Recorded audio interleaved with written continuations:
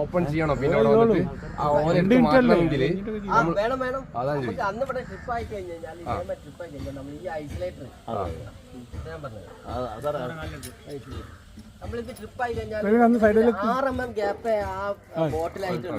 ഈ 6mm ഗ്യാപ്പേ ഉണ്ടാവുള്ളൂ. ആ സമയം ഇത് ട്രിപ്പ് ആണെന്ന് പറഞ്ഞാൽ നമ്മൾ 6mm ഗ്യാപ്പ് അറിയാലോ എത്ര ഗ്യാപ്പ്. ആ ഗ്യാപ്പിൽ ചിലപ്പോൾ ഇൻഡക്ഷൻ വരും. മെയിൻ ലൈൻ വന്നില്ലെങ്കിൽ ഇൻഡക്ഷൻ കറക്റ്റ് ആവും. അപ്പൊ നമ്മൾ അങ്ങനെ ട്രിപ്പ് ആയി കഴിഞ്ഞാൽ നമ്മൾ ഇവിടെ വന്നിട്ട് ഇത് നമ്മൾ 0-ലേക്ക് ഉണ്ടാവും. അല്ല അപ്പൊ ഇപ്പോൾ ഇത് ട്രിപ്പായി കഴിഞ്ഞാൽ നമുക്ക് എന്തെങ്കിലും ഇത് ഓപ്പൺ ആക്കണം. 0-ലേക്ക് കറക്കണം. ഇതിപ്പോ ഇവിടെ കണ്ടോ, ഇത് ലൈനാണ്, ഇത് ക്ലോസ് ആണ്. അപ്പൊ നമ്മൾ ഒന്നില് കണക്കാക്കി ഈ സാധനം ഉണ്ടല്ലോ ഇന്നലെ മാറ്റി വെച്ചിട്ട് 1-ലേക്ക് കണക്കാക്കി 0-ലേക്ക് തിരിക്കണം. 0-ലേക്ക് ഇവിടെ കട്ടാവും.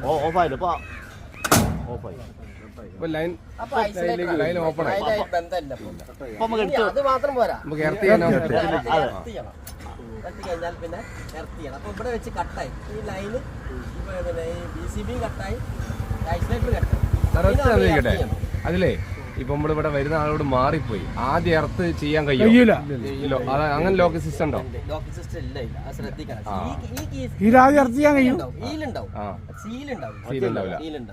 ഇതിലെ ലോക്ക് സിസ്റ്റം ഉണ്ട്. ചിലപ്പോ ആളോട് മാറിപ്പോയാലേ ഇരുവയിൽ അങ്ങനെ പക്ഷേ ഉണ്ട്. സീല് നമ്മള് നേരിട്ട് ചെയ്യാൻ പറ്റൂ. അന്നിപ്പോ ഞാൻ പറയാം, വർക്കൊക്കെ വരുമ്പോഴേ നമ്മൾ ചെയ്യേണ്ടതുണ്ട്. അപ്പം പിന്നെ ഇത് നമ്മൾ ഓപ്പൺ ചെയ്തതിന് ശേഷം മാത്രമേ നമുക്ക് ഇതിൽ ഇട്ട് എർത്ത് ചെയ്യാൻ പറ്റൂ. ലോക്കിംഗ് സിസ്റ്റം വരുന്നുണ്ട്. ഇല്ല ഈ വീല് പറ്റില്ല, സീല് പറ്റും. സീല് നമ്മൾ പ്രത്യേകം ശ്രദ്ധിക്കണം. പിന്നെ നമ്മൾ ഇങ്ങോട്ട് നീങ്ങിയിട്ട് അപ്പം അത് 0-ലേക്ക് ഉള്ളതിൽ കയറ്റണം. 1-ലേക്ക് തിരിക്കണം. മറ്റേ ഓപ്പോസിറ്റ്. അപ്പൊ ഈ ഒരു ഇതുണ്ടോ, ഈ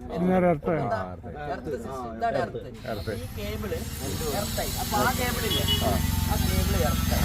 അതിലെന്ത് പണി വേണേലും എടുക്കാം. ഇനിയിപ്പോ എന്ത് പണിയാണ് അവിടെ കേബിളിന്റെ എന്റെ എർത്താവും. അതല്ല എൻഡ് ചെയ്തിട്ട് അത് റിവേഴ്സ് അതേമാതിരി തന്നെ ആദ്യം എർത്ത് കാര്യമില്ല. ആദ്യം എർത്ത് അതാണ് ഇതിന്റെ പ്രശ്നം. കാര്യമില്ല, അങ്ങനെ കിട്ടുള്ളൂ.